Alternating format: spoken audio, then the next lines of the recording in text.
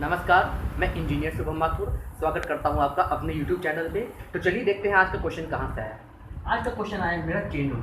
ठीक है, एक टॉपिक है एप्टीट्यूड का जो कि बहुत इंपॉर्टेंट है, आपको आना चाहिए। देखिए क्वेश्चन में क्या लिखा है। Rocky can walk a certain distance in 40 days when he rest 9 hour a day.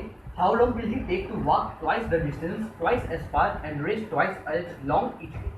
इस तरह के क्वेश्चंस में क्या होते हैं कि मान लीजिए हमें दिया रहेगा कि भाई पार्टिकुलर डिस्टेंस ट्रेवल किया, ठीक है, पार्टिकुलर टाइम में पार्टिकुलर दिन लगा, ठीक है, और दिया रहेगा कि भाई अगर ये आदमी या कोई भी पर्सन अगर particular distance twice the distance या हाफ द डिस्टेंस ट्रेवल किया इतने टाइम में इतने दिन में, तो आप बताइए कि इतना डिस्टेंस ट्रेवल करने में कितना टाइम लगेगा। यही सारी चीज़ें दी रहती हैं। तो इस तरह के क्वेश्चन में जैसा जैसा दिया रहे वैसे वैसे आप करते रहे, ठीक है।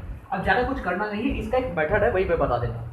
तो Rocky can walk a certain distance, late us suppose आप कुछ सपोज कर लीजिए कि 1 है डिस्टेंस 1 मीटर, ठीक है। Let distance be 1 metre, let us suppose कर लेते हैं कुछ भी, ठीक है। In 40 days Rocky can walk a certain distance in 40 days, ठीक है। नंबर ऑफ डेज कितना लगा 40।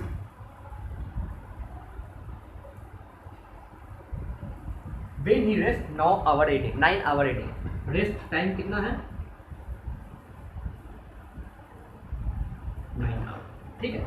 अब ये पूछ रहा है कितना डेज लगेगा, यानी नंबर ऑफ डेज जब 1 मीटर ट्रेवल किया और रेस्ट टाइम 9 आवर था तो नंबर ऑफ डेज कितना था 40। अब ये पूछ रहा है when had to walk twice the distance, how long will he take to walk twice the distance, यानी डिस्टेंस डबल ट्रेवल करना पड़ेगा। when अब पूछ रहा है जब डिस्टेंस जो है मेरा 2 मीटर होगा, यानी ट्वाइस द डिस्टेंस 2 into 1 यानी 2 मीटर, ट्वाइस एज फास्ट यानी इससे भी दुगना तेज, इससे भी दुगना तेज, यानी अगर इसकी स्पीड को हम मानते हैं 1 मीटर पर सेकेंड तो इसका स्पीड हमें मानना पड़ेगा 2 मीटर पर सेकेंड। समझ में आ रहा है, ठीक है। And rest twice as long as each day, और यहाँ पे रेस्ट कितना दिया 9 आवर, तो ट्वाइस 18 आवर, रेस्ट टाइम कितना हो जाएगा 18 आवर, ठीक है। अब हमें मालूम करना है जैसे इसमें 40 दिन लगा तो इसमें कितना दिन लगेगा, और कुछ नहीं मालूम करना है। बहुत इस तरह के टॉपिक है, इंपॉर्टेंट टॉपिक। अब चेन रूल इसमें कैसा लगता है, चेन रूल देखिए। अब हम चेन रूल में क्या करते हैं, कुछ नहीं, सिंपली जैसे डिस्टेंस 1 मीटर ट्रेवल किया है, यहाँ पे 2 मीटर पे पूछ रहा है तो सिंपल से आप 1:2 दें, क्योंकि जितना ज़्यादा डिस्टेंस होगा, अगर 1 मीटर डिस्टेंस है यहाँ पे हम लिख सकते हैं, और अगर डेज के लिए पूछ रहा है तो डेज के रेस्पेक्ट में ही सारी चीज़ें करें। मोर डिस्टेंस, जितना ज़्यादा डिस्टेंस आएगा, यहाँ पे 1 मीटर है 2 मीटर पूछ रहा है, more days will take to travel, ठीक है, उतना ज़्यादा दिन लगेगा, ठीक है। 1:2 हो गया। अब है रेस्ट टाइम 9 आवर और ये 18 आवर, जितना ज़्यादा रेस्ट टाइम होगा उतना ज़्यादा दिन लगेगा। इसी तरह more rest time more days will take, जितना ज़्यादा रेस्ट टाइम लगेगा उतना ज़्यादा टाइम लगेगा, मेरा डेज लगेगा। तो रेस्ट टाइम कितना है 9 इंटू यहाँ पे कितना है 18 आवर, ठीक है। अब स्पीड देखिए 1 मीटर पर सेकंड है, वहां पे 2 मीटर पर सेकंड है। अब यहाँ पे थोड़ा डिफरेंस आ जाता है, less speed more rest will take, अगर हाई स्पीड रहा लेस डेज विल टेक। तो यहाँ पे देखिए पहले तो क्या होता था more distance more days, more rest time more days will take, लेकिन यहाँ पे क्या है अगर ज़्यादा स्पीड रहेगा तो कम टाइम लगेगा, कम डेज लगेगा हमको डिस्टेंस ट्रेवल करने में। तो यहाँ पे अपोजिट टाइप का नहीं आ रहा है कि जितना कम स्पीड रहेगा उतना ज़्यादा दिन लगेगा, जितना ज़्यादा स्पीड रहेगा उतना कम स्पीड रहेगा, कम दिन लगेगा। तो इस तरह की चीज़ों में हम जैसे 1 मीटर और यहाँ पे 2 मीटर पर सेकंड है, तो यहाँ पे इस तरीके से चीज़ों में 1:2 लिख लेते हैं, ठीक है। जितना ज़्यादा स्पीड उतना कम टाइम, जितना ज़्यादा स्पीड उतना कम टाइम, और जितना कम स्पीड उतना ज़्यादा दिन लगेगा। और फिर उसके बाद जो हमें पता करना है 40 डेज पहले में ट्रेवल किया और बाकी में कितना ट्रेवल किया एक्स डिस्टेंस, ठीक है। लेट अस सपोज कि यहाँ पे कितना ट्रेवल किया इतना, ठीक कितना टाइम लगा, days taken equal to X. ठीक है, अब यहाँ पे क्या करना है, इसका मल्टीप्लाई कर देना है 1:9:2 बाई 2 × 18 इज इक्वल टू, ये इक्वल टू यहाँ पे लगा के 40/x कर देना है। x को उधर भेजिए, x इक्वल 40 × 18 × 2/18, यहाँ से 18 गया 80, यानी टोटल नंबर ऑफ डेज मेरा कितना लगेगा, 80 डेज। टोटल इतना 80 डेज लगेगा आपको ट्रैवल करने में। तो x की वैल्यू यहाँ पे क्या आ जाएगी, 80। ठीक है, ये अपने दिमाग के हार्ड डिस्क पे कॉपी कर लीजिएगा, ये बहुत इंपॉर्टेंट है, बहुत इंपॉर्टेंट। ठीक है, चलिए रीजनिंग का लेक्चर देखते हैं, रीजनिंग में कहाँ से क्वेश्चन आता है। चलिए स्टूडेंट्स देखते हैं अब रीजनिंग का क्वेश्चन कहाँ से आया और कैसा है। तो रीजनिंग का क्वेश्चन जो है कोडिंग डिकोडिंग से इस बार आया हुआ है, और ये बैंक PU 2002 में भी आ चुका है। ठीक है, तो चलिए देखते हैं। In a certain code cloud is written as GTRKF, how is shirt written in that code. ये कोड दिया है, कैसे लिखा जाएगा। अब ध्यान से देखिए क्लाउड कैसे लिखा गया है,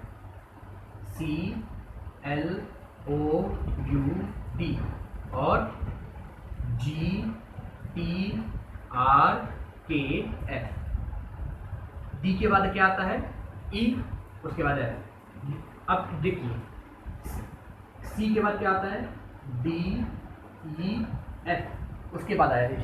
ठीक है, ये पहले और लास्ट लेटर से आपका साइड का पता कीजिए, क्योंकि पहला और लास्ट लेटर सिर्फ और सिर्फ इसका से। अब अगर हम कंपेयर करते हैं इसी तरह, DEF TUV, यहाँ पे क्या आएगा W, और लास्ट लेटर इसका कंपेयर कीजिए DEFTUV। ठीक है, यानी इन दोनों में से ही मेरा कोई होगा। अब ध्यान से देखिए, यहाँ पे आपका क्या सेव है, J सेव है, यानी इस डिजिट या इस डिजिट यानी सेकंड या फोर्थ डिजिट को ही हम अगर देखेंगे तभी हमको मालूम चलेगा। ठीक है, अब देखिए यहाँ L और T के बीच का डिफरेंस देखिए, MNOPQRS। ठीक है, यानी लगभग 7 डिजिट का, L के बाद 7 डिजिट का मेरा जो है डिफरेंस है। ठीक है, 7 अल्फाबेट का डिफरेंस है। इसी तरह हमें I के बाद क्या लिखना पड़ेगा, ध्यान से JKLMNOP, आगे क्या आएगा, Q आना चाहिए, Q आना चाहिए, यहाँ पे Q आना चाहिए, कोई दिक्कत। जैसे यहाँ पे क्या है, LMNOPQRST, उसी तरह O क्या है, PQR। O के बाद क्या है, यहाँ पे जैसे O के बाद क्या है, PQ, उसके बाद R आ गया। अच्छा G H I, इसलिए यहाँ पे क्या जाना चाहिए, J। ठीक है, यहाँ J तो हमें भी पता है यहाँ पे होगा। अब यहाँ पे देखिए K के बाद U आया, K के बाद U आया, तो LMNOPQRST। ठीक है, 1 2 3 4 5 6 7 8 9 डिजिट के बाद ये आया है। इसी तरीके से यहाँ पे क्या होना चाहिए, 9 डिजिट इससे पहले चली रहेगी, ABCDEFGH, या उससे भी पहले आपका क्या हो जाएगा, उससे पहले जाइए, इसका 9 डिजिट इससे पहले लिखिए, H के पहले 9 डिजिट ड्रॉ, ABCDEFG, तो और इसके बाद H आता है, इसके पहले देखिए 1 2 3 4 5 6 7 ZX 8 9, यानी Y आएगा।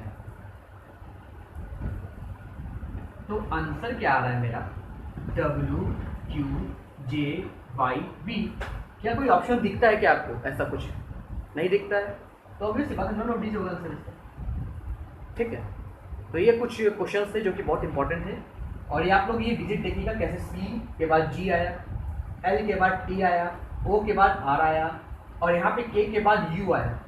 ठीक है, और उसके बाद D के बाद किस तरीके से F आया, सब कुछ मिला जुला के यहाँ पे हमें ये मालूम चला कि जो ऑप्शन दिया है उसमें कोई भी ऑप्शन नहीं है, और मेरा आंसर आता है WQJYV। ठीक है, तो आई थिंक कि ये नॉन ऑफ दीज होगा।